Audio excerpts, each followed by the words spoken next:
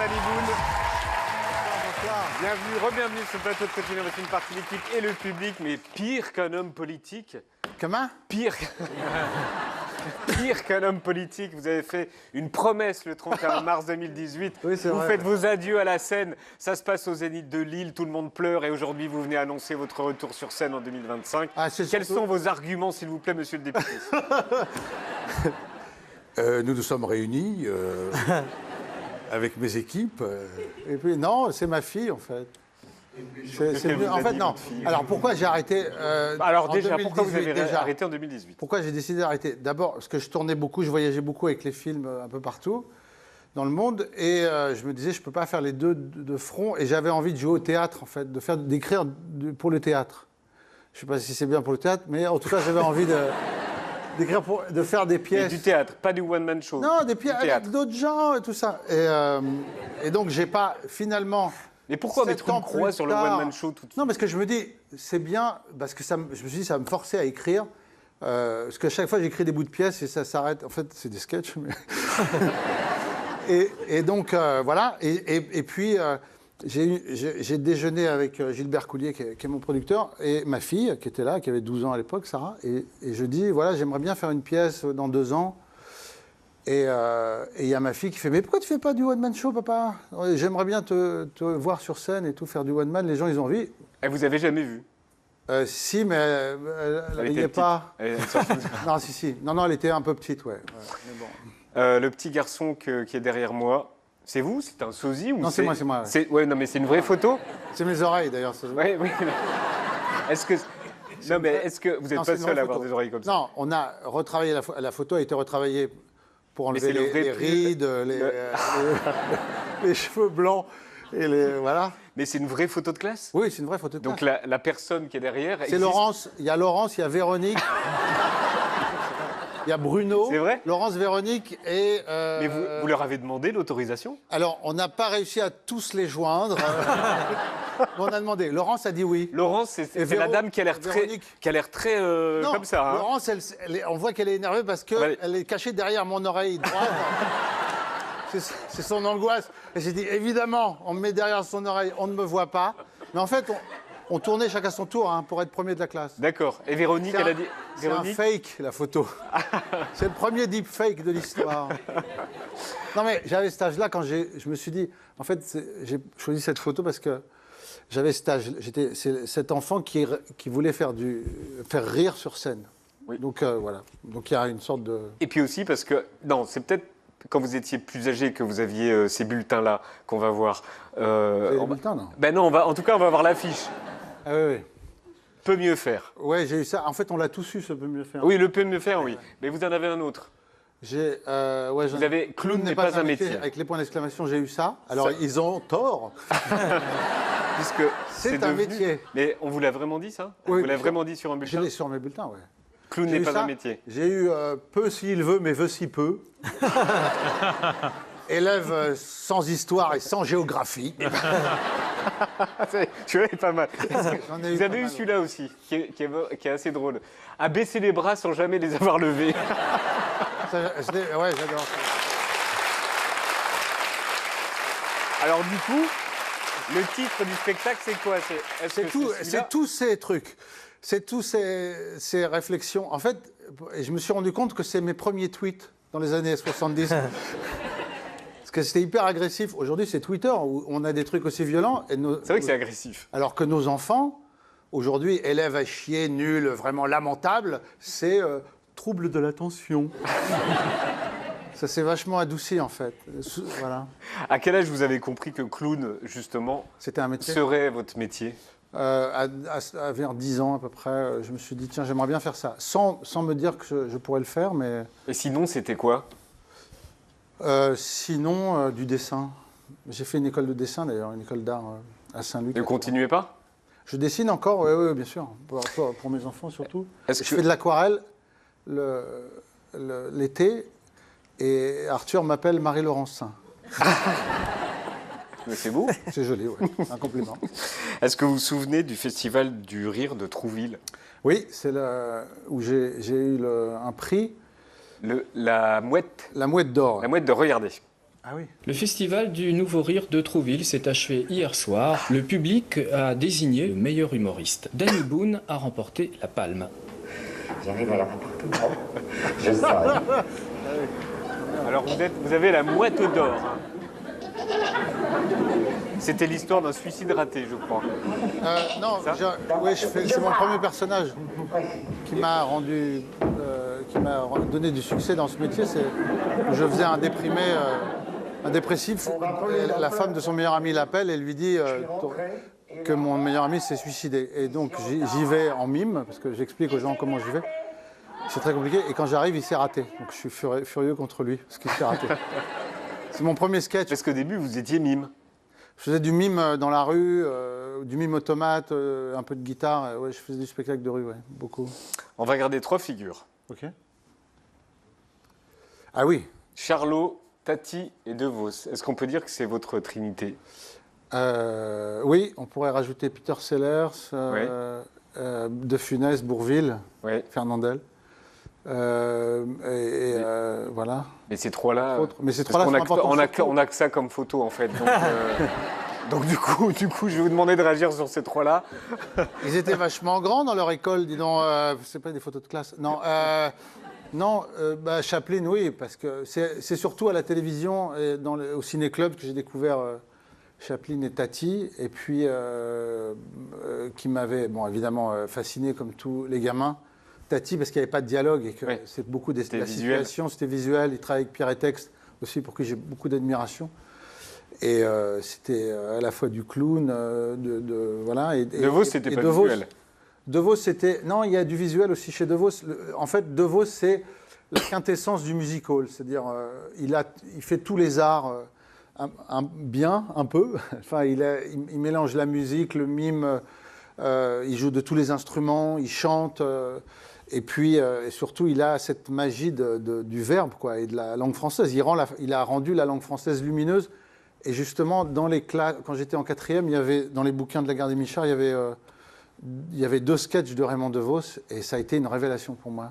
Et dans les 3, ce qui est étonnant, c'est que, 1, c'est toujours mignon, et 2, ce sont des critiques sociales.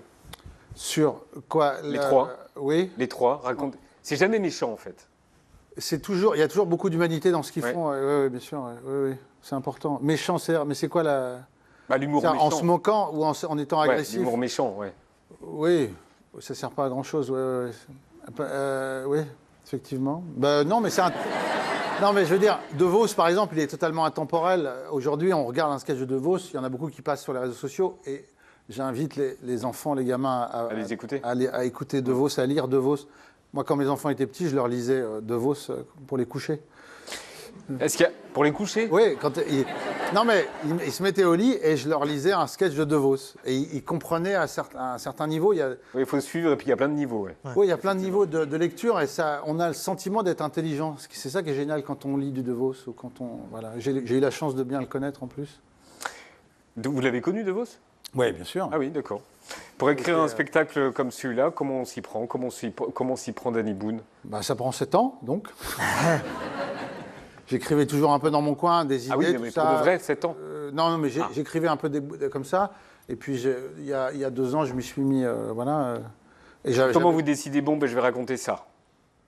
Je sais pas, j'ai des idées qui viennent comme ça, voilà. J'ai pas de... Je parle de... Par exemple, j'ai une bague connectée, voilà. Celle qui vous annonce que vous êtes mort. Je suis très hypocondriaque. Merci.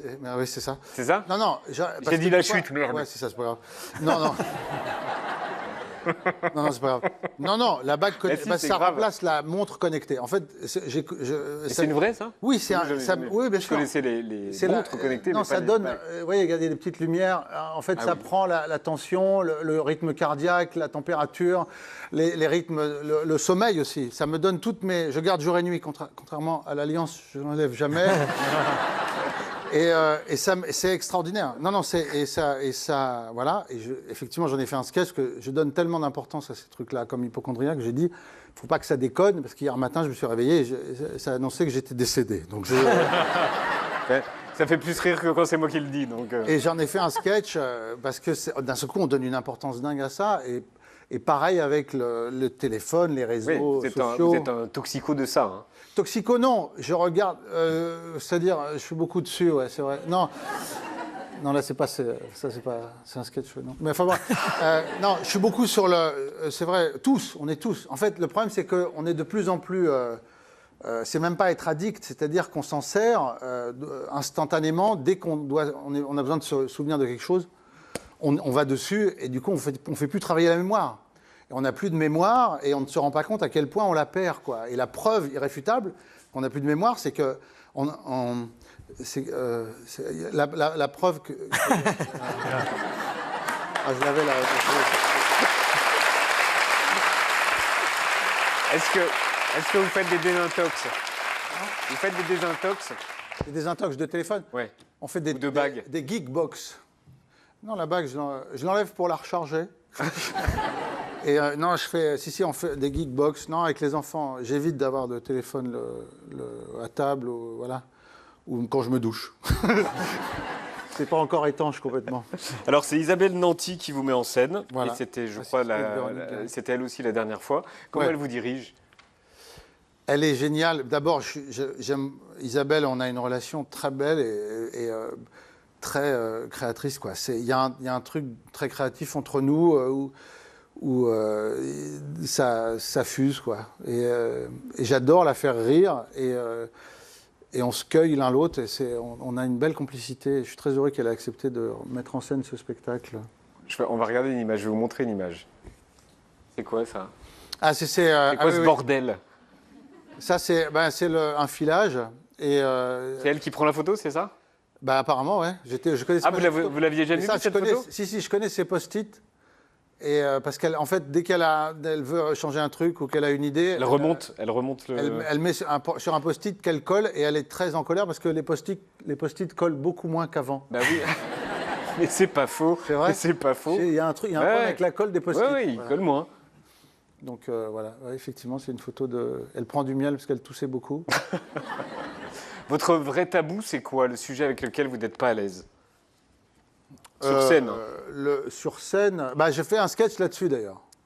Je démarre le spectacle avec et j'embraye sur. Je ne vais pas le spoiler parce que je connais pas. Non, ouais, moi non plus, pas tout à fait.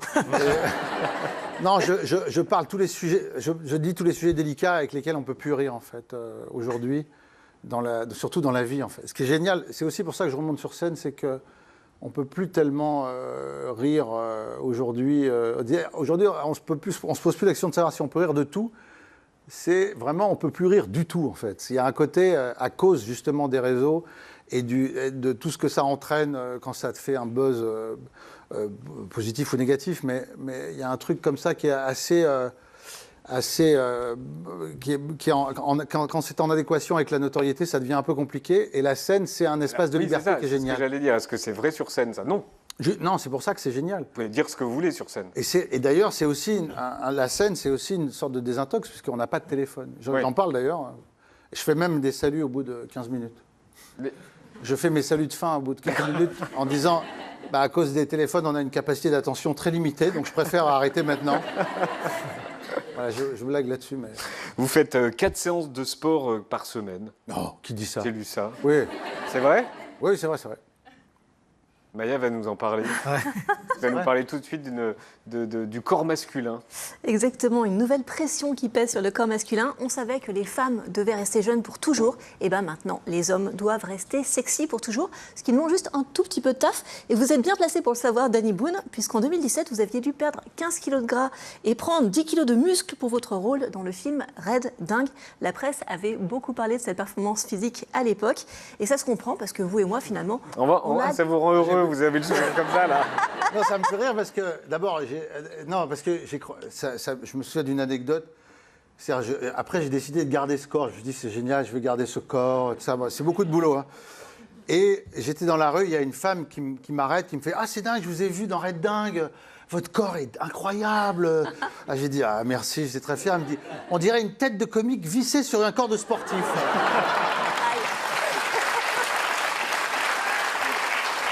Raté. Et là, j'ai tout de suite, c'est sorti. Je suis retombé en poire. En fait, Non, j'ai arrêté. Non, mais non, c'est trop de boulot. Eh ben, je pense que justement, peut-être cette femme, elle était surprise parce que finalement, on vit dans une société qui réserve un petit peu le sex appeal aux jeunes. Alors, bien sûr, il y a toujours eu des exceptions, vous l'avez été. Rire, non mais faire rire, C'est vrai. Mais là, on a passé encore une étape supplémentaire avec le tout dernier clip de Lenny Kravitz. À 60 ans, non seulement le rocker affiche un corps de jeune homme avec des abdos hyper dessinés, mais il nous propose rien moins qu'un striptease. Le contraste est dingue entre le papier peint digne de mon arrière-grand-mère et ses poses langoureuses. Regardez, tout y est, la ceinture ils n'ont pas qui se bien coupé dégrade. son cordon ombilical. C'est possible. On le voit ensuite mordiller dans un abricot, dans un deuxième pour que la métaphore soit vraiment claire. Même dans la manière dont le clip est filmé, tout est fait pour nous mettre à la place de la personne qui partage son lit. Bref, on assiste à l'auto-érotisation joyeuse d'un senior. C'est des images rares, mais qui font plaisir. Il est très très sexy. Ouais, c'est vrai. Et ça pourrait quand même, peut-être, inspirer d'autres hommes à suivre la même voie. Et je me demandais si Moi, je veux bien sucer du miel, ouais. Ça répond à la question que j'allais poser. Vas-y. Non, je me demandais si pour un rôle, vous seriez capable de vous mettre en danger finalement comme ça, parce que c'est une prise de risque. De se mettre en danger pour un rôle, c'est-à-dire de perdre... De jouer le sexe symbole, de faire un De striptease. jouer l'homme Ah objet. ouais. Non. Non. Mais non, mais c'est pas... Je suis pas... Non, je suis humoriste. Non, il faut que je reste à ma place. C'est comme chanter sur scène. Il y a beaucoup d'humoristes qui ont ce fantasme-là, qui d'un coup se mettent à chanter une chanson sérieuse alors qu'ils ont fait rire pendant 1h30. Moi, je trouve ça... je l'ai fait une fois pour me moquer de moi-même et faire un sketch avec, où je demande aux gens de rester sérieux. Évidemment, ça déclenche des rires. Donc, je m'énerve contre eux. Donc, je retourne la chose. Mais non, je veux pas devenir... Et je fais pas du sport pour un corps de rêve. Hein. Pourquoi non. C'est pour la bague. Non, c'est pour être en bonne santé. Non, tout simplement. Puis, c'est pareil, jouer grâce au spectacle, d'ailleurs, à ma carrière de one man avant le cinéma. J'ai un cœur très lent. Et oui, qui est autour de 50 au repos, quoi. Donc, ce qui est très bien. C'est la bague qui vous avancer. dit ou c'est vrai, ça? La bague me le dit, ouais. Non, mais ça, je le savais déjà. D'accord. J'avais peur qu'il s'arrête même. Donc, des fois, ça descendait trop. Mais bon, non, bon.